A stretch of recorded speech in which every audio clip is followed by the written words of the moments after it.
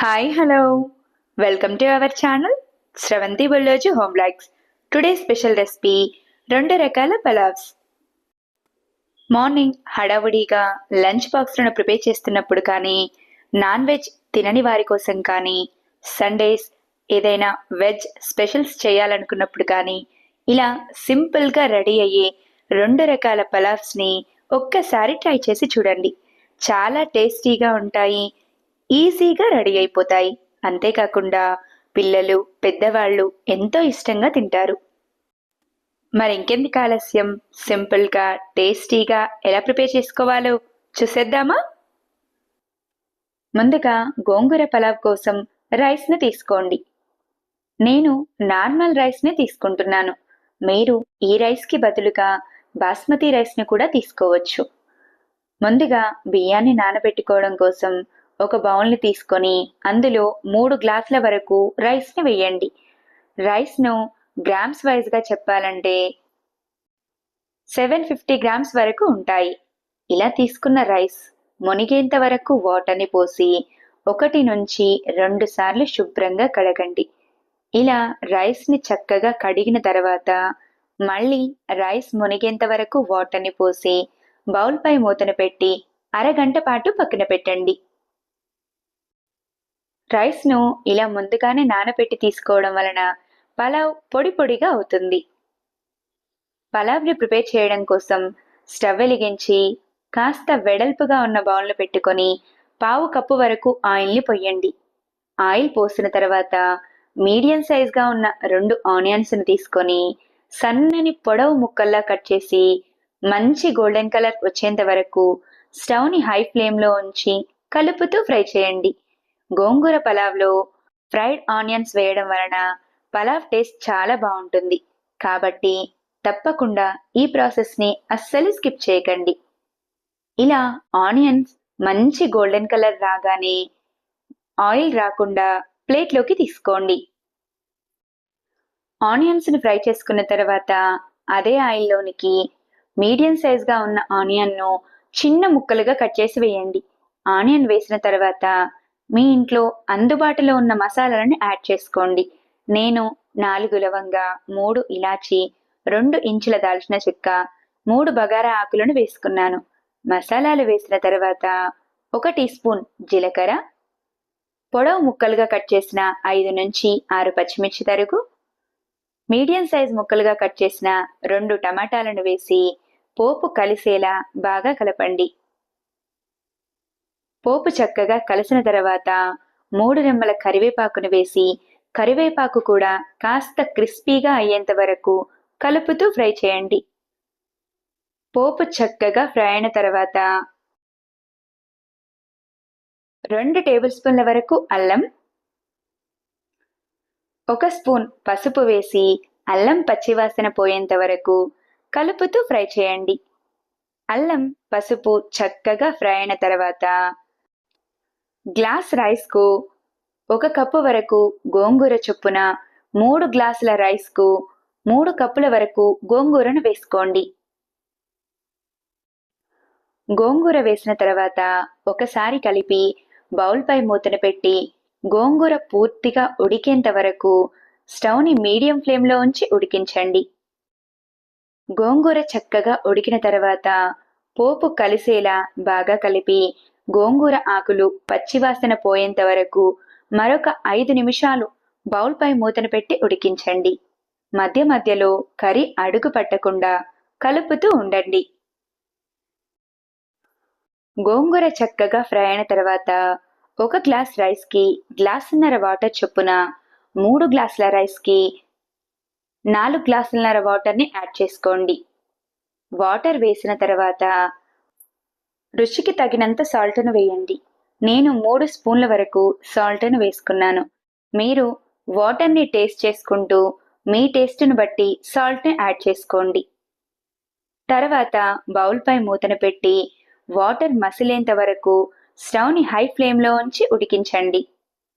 Water ఇలా మసులుతూ ఉన్నప్పుడు 3 table స్పూన్ల వరకు గరం మసాలాను వేసుకోండి. గరం మసాలా వేసిన తర్వాత కూడా మరొక 2 నిమిషాలు వాటర్ని మసలనివ్వండి. వాటర్ ఇలా చక్కగా మసిలిన తర్వాత ముందుగానే నానబెట్టి తీసుకున్న రైస్లోని ఎక్స్ట్రా వాటర్ అంతా తీసేసి రైస్ని మాత్రమే వడకట్టి వేసుకోండి. రైస్ వేసిన తర్వాత మరొకసారి రైస్ వాటర్ కలిసేలా బాగా కలిపి బౌల్పై మూతను పెట్టి స్టవ్ని మీడియం ఫ్లేమ్లో ఉంచి రైస్ కాస్త దగ్గర పడేంత వరకు ఉడికించండి. రైస్ ఇలా దగ్గర పడిన తర్వాత మరొకసారి రైస్ మసాలాలు కలిసేలా బాగా కలిపి కొంచెం పుదీనా, కొద్దిగా కొత్తిమీర, ముందుగానే ఫ్రై చేసి పెట్టిన ఫ్రైడ్ ఆనియన్స్ను కూడా వేసేయండి. ఆనియన్స్ వేసిన తర్వాత ముందుగానే ఫ్రై చేసి తీసుకున్న కాజుని కూడా రైస్ పై వేసుకొని బౌల్పై మూతను పెట్టి రైస్ పూర్తిగా దగ్గర పడేంత వరకు ఉడికించండి. కాజు పూర్తిగా ఆప్షనల్, నచ్చితే వేసుకోవచ్చు, లేకపోతే స్కిప్ చేసేయండి. రైస్ పూర్తిగా దగ్గర పడిన తర్వాత ఇలానే వేడివేడిగా కాకుండా 10 నిమిషాల వరకు రైస్ని అలాగే వదిలేయండి. ఇలా వదిలేయడం ద్వారా రైస్ చక్కగా సెట్ అవుతుంది. 10 నిమిషాల తర్వాత రైస్ని వేడివేడిగా సర్వ్ చేసుకోండి. సర్వ్ చేసేటప్పుడు ఈ గోంగూర పలావ్కు ఎటువంటి రైతా, కర్రీస్ అవసరం లేవు. పుల్లని టేస్ట్తో కమ్మగా ఉంటుంది. మరింకెందుకు ఆలస్యం, మీరు కూడా ఈ గోంగూర పలావ్ను ఒక్కసారి ట్రై చేసి చూడండి. మళ్ళీ మీ ఇంట్లో ఎప్పుడు గోంగూర అవైలబుల్గా ఉన్నా ఈ పలావ్ని ప్రిపేర్ చేస్తారు. అంత టేస్టీగా ఉంటుంది. ఎంతో టేస్టీగా ఉండి గోంగూర పలావ్ను ఎలా ప్రిపేర్ చేయాలో చూసారు కదూ.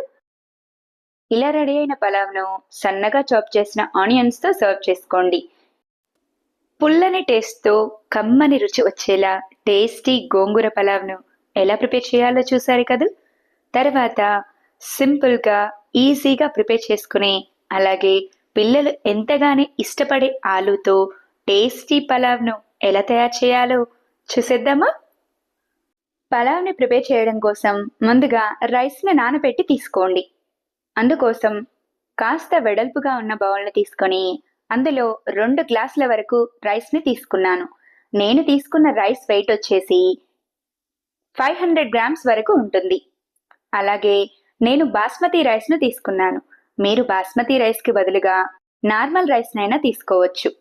ఇలా తీసుకున్న రైస్ను వాటర్ పోసి 1 నుంచి 2 సార్లు శుభ్రంగా కడిగి మళ్ళీ రైస్ మునిగేంత వరకు వాటర్ని పోసి బౌల్పై మూతను పెట్టి 1 గంట పాటు పక్కన పెట్టండి. తర్వాత మిక్సీ జార్ను తీసుకొని 10 నుంచి 15 పచ్చిమిర్చి, మీడియం సైజ్గా ఉన్న 3 టమాటాలను తీసుకొని పొడవు ముక్కలుగా కట్ చేసి వేయండి. అలాగే రుచికి తగినంత సాల్ట్ను వేసి మిక్సీ జార్పై మూతను పెట్టి మెత్తని పేస్ట్లా గ్రైండ్ చేసుకోండి. గ్రైండ్ చేసుకున్న టమాటాల మిశ్రమం ఇలా వస్తే సరిపోతుంది. తర్వాత పలావ్ని ప్రిపేర్ చేసేందుకు స్టవ్ వెలిగించి బౌల్ని పెట్టుకొని 3 టేబుల్ స్పూన్ల ఆయిల్ను వేయండి. ఆయిల్ లైట్గా హీట్ అయిన తర్వాత మసాలాలను యాడ్ చేయండి. మసాలాలు అనేవి మీ ఇంట్లో అందుబాటులో ఉన్న మసాలాలను మాత్రమే వేసుకోవచ్చు. నేనైతే 2 మరాఠీ మొగ్గలు, 3 కచ్చాపచ్చాగా దంచిన ఇలాచీ, కొంచెం దాల్చిన చెక్క, 4 లవంగ, 2 బగారా ఆకు, కొద్దిగా రాతి పువ్వు. మసాలాలు వేసిన తర్వాత 1 స్పూన్ జీలకర్ర, పొడవు ముక్కలుగా కట్ చేసిన మీడియం సైజ్ ఆనియన్స్ తరుగు, పొడవుగా కట్ చేసిన 5 నుంచి 6 పచ్చిమిర్చి తరుగు, 3 రెమ్మల కరివేపాకు, పావు కప్పు వరకు పుదీనా, పావు కప్పు వరకు సన్నగా చాప్ చేసిన కొత్తిమీర తరుగును వేసేయండి. కొత్తిమీర, పుదీనా వేసిన తర్వాత 4 మీడియం సైజ్గా ఉన్న ఆలూని తీసుకొని ఆలూపై ఉన్న పొట్టంతా నీట్గా తీసేసి ఇలా వీడియోలో చూపించిన విధంగా కాస్త పెద్ద సైజు ముక్కలుగా కట్ చేసుకొని పోపులోకి వేసేయండి. ఆలు వేసిన తర్వాత స్టవ్ని మీడియం ఫ్లేమ్లో ఉంచి 5 నిమిషాల వరకు కలుపుతూ ఫ్రై చేయండి. ఆలు చక్కగా ఫ్రై అయిన తర్వాత ముందుగానే గ్రైండ్ చేసి పెట్టిన టమాటా మిశ్రమం వేసి పోపు కలిసేలా బాగా కలపండి.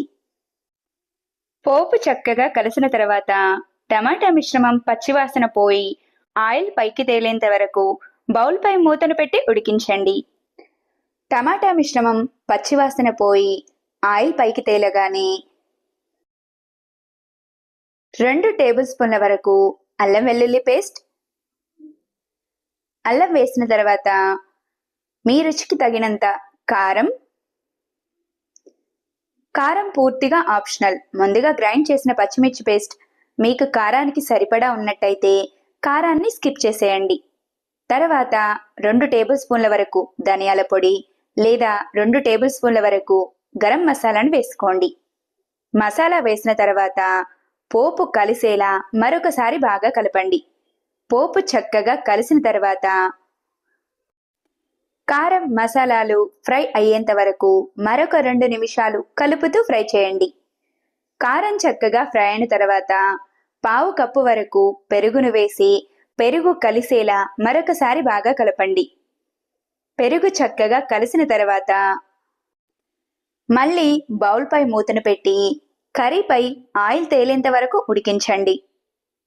పెరుగు మసాలాలు చక్కగా ఫ్రై అయి కర్రీపై ఆయిల్ తేలగానే ముందుగా మనం రైస్ని ఏ గ్లాస్తో కానీ లేదా ఏ కప్పుతో అయితే తీసుకున్నామో అదే కప్పుతో 1 కప్పు రైస్కి కప్పున్నర వాటర్ చొప్పున యాడ్ చేసుకోండి.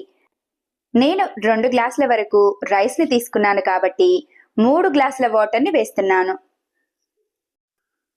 వాటర్ వేసిన తర్వాత ఒకసారి బాగా కలిపి మళ్ళీ బౌల్పై మూతను పెట్టి వాటర్ మసిలేంత వరకు స్టవ్ని హై ఫ్లేమ్లో ఉంచండి.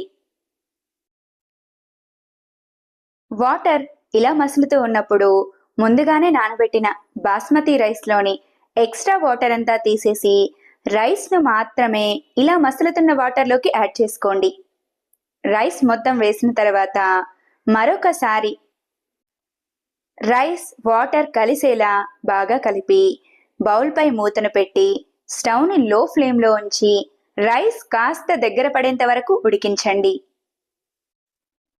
రైస్ ఇలా వీడియోలో చూపించిన విధంగా దగ్గర పడిన తర్వాత 2 టేబుల్ స్పూన్ల వరకు నెయ్యిని వేసుకోండి. నెయ్యి పూర్తిగా ఆప్షనల్. నచ్చితే వేసుకోండి, లేకపోతే స్కిప్ చేసేయండి. నెయ్యి వేసిన తర్వాత సన్నగా చాప్ చేసిన కొత్తిమీర తరుగును వేసి బౌల్పై మూతను పెట్టి రైస్ పూర్తిగా దగ్గర పడేంత వరకు ఉడికించండి. ఇలా మధ్యలో ఒకసారి రైస్ని కలపడం ద్వారా మసాలాలన్నీ రైస్తో చక్కగా కలిసిపోతాయి. రైస్ ఇలా పూర్తిగా దగ్గర పడిన తర్వాత స్టవ్ ఆఫ్ చేసి వేడివేడిగా సర్వ్ చేసుకోండి.